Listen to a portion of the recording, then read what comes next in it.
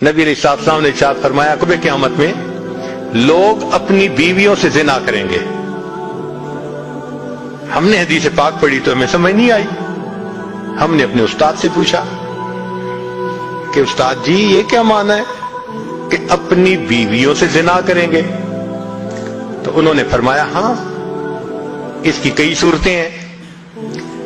ایک صورت تو اس کی یہ ہے کہ مرد یا عورت کوئی کفریہ بول دے اور نکاح ٹوٹ جائے اور ان کو اس کا پتہ ہی نہیں کہ نکاح ٹوٹا یا نہیں.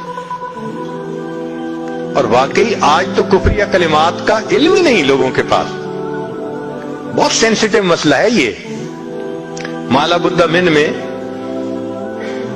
فارسی کی کتاب ہے, ہم مفتی صاحب سے پڑھ رہے تھے, تو جب انہوں نے کلمات کفر پڑھائے تو ہماری آنکھیں کھل گئیں.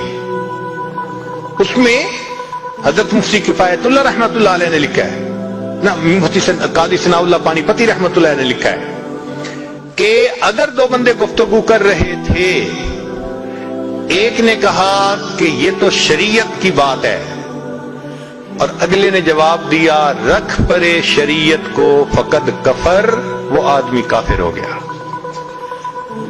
شریعت کے بارے میں ایسی بات کہہ دینا کہ رکھ پرے شریعت کو, ایمان کہاں بچتا ہے؟ سوچئے.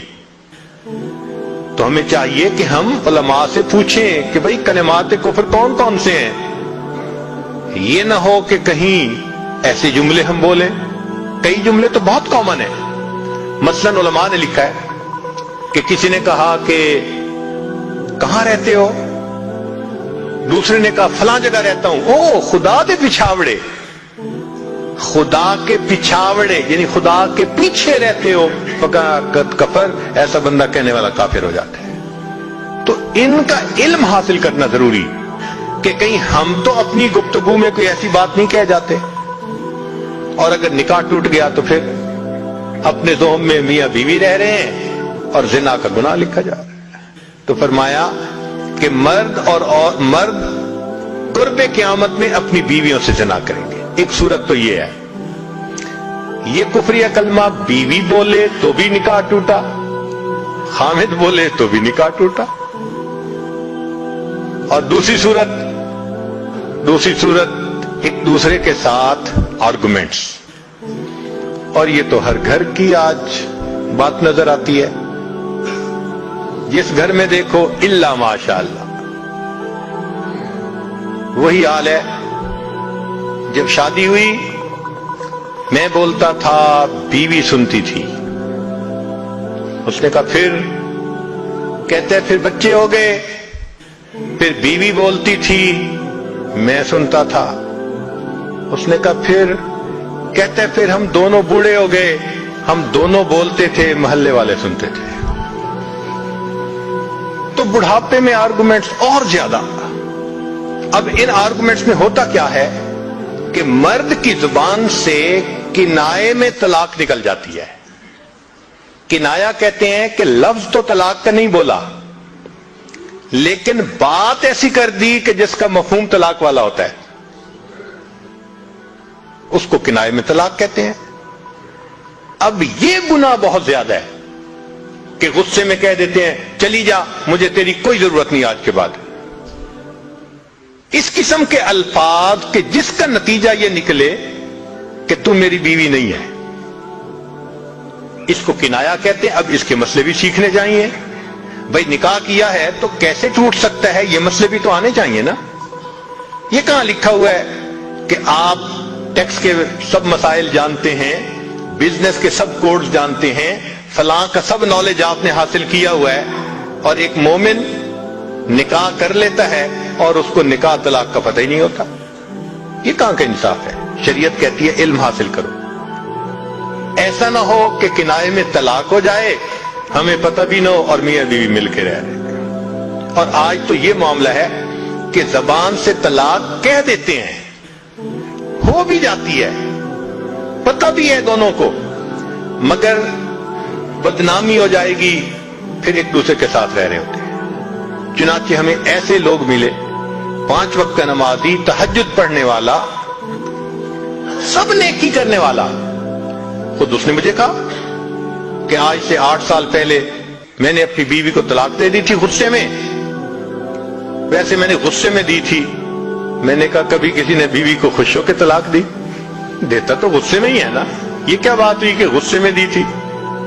بھئی طلاق تو ہو گئی. اور جی پھر بعد میں ہم نے سوچا وہ بھی نیک ہے میں بھی نیک ہوں, بدنامی ہو جائے گی, بچے خراب ہو جائیں گے, تو بس پھر ہم نے پھر اکٹھا رہنا شروع کر دیا. نہ رشتہ داروں کو پتا, نہ علماء سے پوچھا.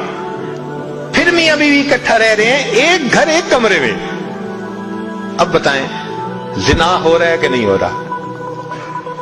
قربان جائیں اس سچے نبی صلی اللہ علیہ وسلم کی مبارک زبان پر 1400 سال پہلے وارن کر دیا تھا کہ قرب قیامت میں لوگ اپنی بیویوں سے زنا کریں گے. آج اس بات کی ضرورت ہے ہم دین کو پڑھیں, دین کو سمجھیں, دین کو سیکھیں تاکہ اپنی زندگی شریعت کے مطابق گزار سکیں. اور یہ ایسا گناہ ہے زنا, اللہ اکبر, کہ قرآن مجید میں اس کے لیے فرمایا خالدین وَيَخْلُدْ فِيهِ مُحَانًا. خالدین فیہا کا لفظ آیا تو مفسرین نے اس پر نقطہ لکھا کہ کافر ہمیشہ ہمیشہ جہنم میں رہیں گے, مومن مسلمان خطاکار کے لیے خالدین کا لفظ. تو مفسرین نے اس کا جواب دیا جی ہاں, یہ آپس میں انوالو تھے نا, تو کہتے تھے ہم کبھی ایک دوسرے کو نہیں چھوڑیں گے, ہم کبھی نہیں چھوڑیں گے ایک دوسرے کو. یہ جو وعدے کرتے تھے ہم کبھی ایک دوسرے کو نہیں چھوڑیں گے, ہمیشہ ساتھ رہیں گے, اللہ فرماتے ہیں میں بھی تمہیں پھر ہمیشہ ہمیشہ کا عذاب دوں گا.